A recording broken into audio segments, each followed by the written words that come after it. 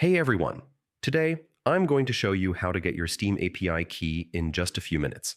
If you're looking to integrate Steam into your applications or access certain data directly from their servers, this key is essential. Don't worry, it's a simple and straightforward process, and by the end of this video, you'll have your own API key ready to go. First, open your Steam application. If you don't have a shortcut on your desktop, you can find it through your Start menu on Windows. Once the app is open, head to the login screen in the upper right corner and enter your account name and password.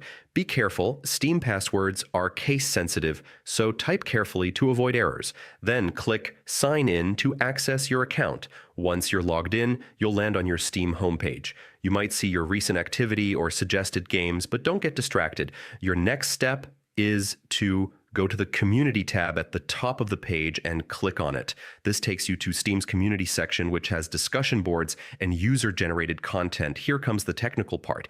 In your browser's URL bar, type dev followed by API key right after the Steam Community URL and press enter. This will take you to the API key generation page.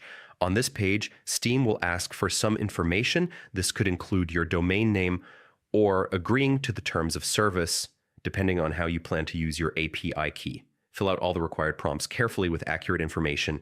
Once you complete this step, Steam will generate your unique API key. It's important to keep this key private. Your API key is linked to your personal Steam account and the applications you develop, so don't share it with anyone. Handle it securely to prevent unauthorized access or misuse. And that's it. In just a few minutes, you now have your Steam API key, which opens the door to accessing Steam services programmatically and enhancing your development projects.